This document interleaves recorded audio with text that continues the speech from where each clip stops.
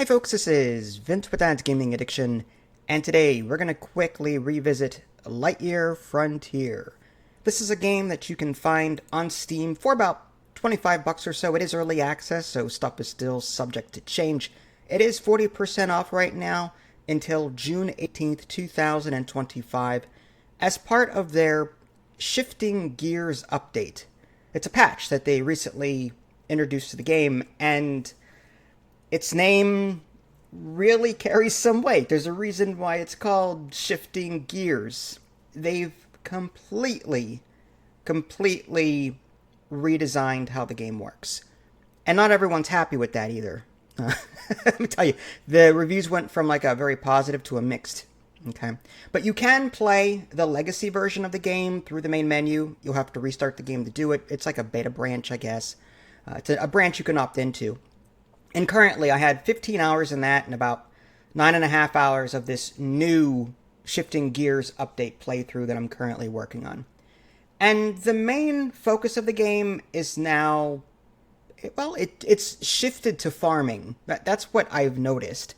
Right out of the gate, you're encouraged to farm, and you'll see why in a little bit. But you have to go out of your mech to do it. It's weird. You have to go out of your mech, you have to hoe the land, you've got to plant your seeds. You don't actually get, like, the mech tools to farm, like you did in the legacy version until much later. There's a progression system with regards to that. So there's this giant cannon that you're going to put down, and it's a delivery system. And different planets will request different crops, or different goods. And you're just going to load the cannon with these goods, and the cannon will just shoot them at those planets, and you'll earn these points. And the points are important because they increase your power level, and they also contribute to your next milestone. So if you've played Satisfactory, you'll be familiar with that. Satisfactory is like, deliver 30 copper ore to this, and oh, you've done that, here's this, here, you've unlocked this, now deliver this, now deliver this, oh, you've got a new milestone. You've now unlocked this, this, and this, and this. Now deliver this. And that's what this is. It's like the developers are like, they saw Satisfactory and decided, you know what, let's scrap. Let's scrap the story. Let's scrap the voice robot that we had. Let's scrap the ruins that where you find the artifacts and stuff. Let's just scrap everything.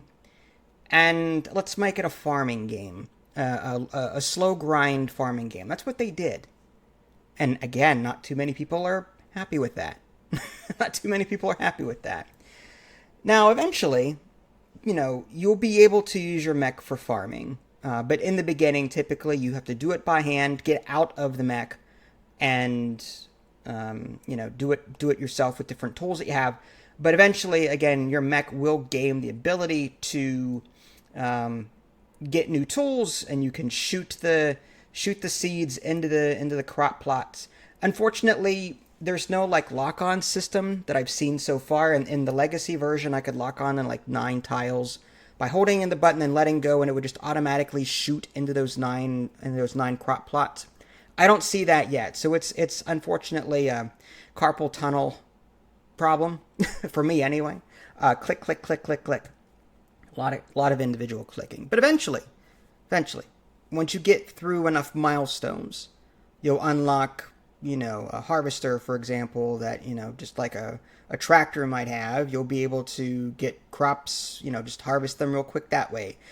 The controls aren't exactly intuitive, but you can like upgrade your mech like you could in the legacy version via this, I don't want to call it a forge, but it's like an upgrade station of some kind. You can buy new tools, you can buy mods, you can buy new parts for your mech and switch between them. Transformations, I think they're called. There's base building in this. You're encouraged to put certain buildings inside under roofed walls because they operate better, and so there's no like, I didn't see a lean-to like there was in the legacy version. I could have missed it in the build menu. I just built houses, like rooms, and then worked from there. Your mech also takes damage now, or there's like fall damage, so you have to craft repair kits and repair the different parts of your mech with your repair gun.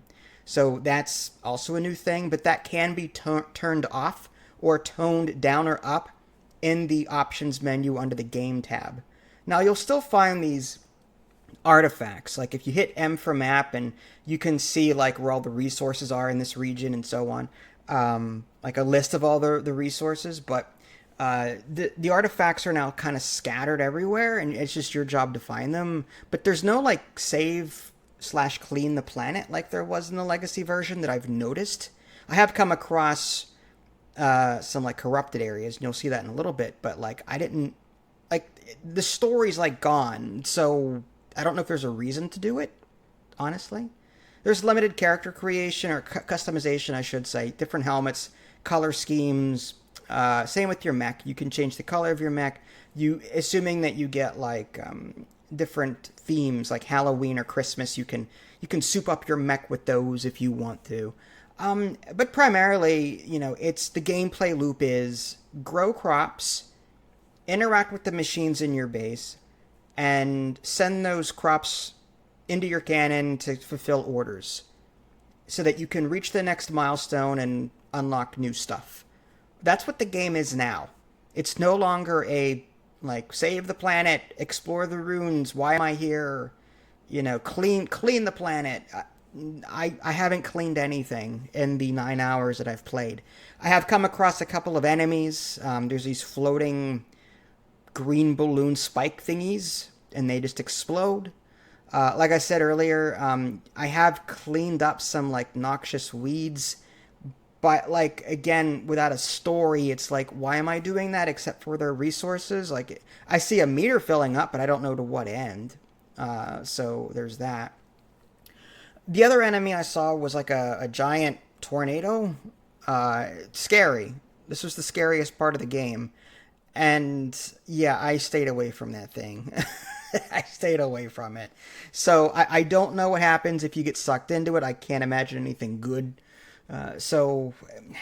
Again, you can turn off mech damage and all that in-person damage in the options menu under the game section. So if you don't like the new maintenance side of this and that you have to repair your mech on a regular basis, there's fuel as well. You have to put fuel into your mech as well in order to make it work. And it's a simple process. You'll find a resource in the environment that will do it, but you can also craft oils that will do it too.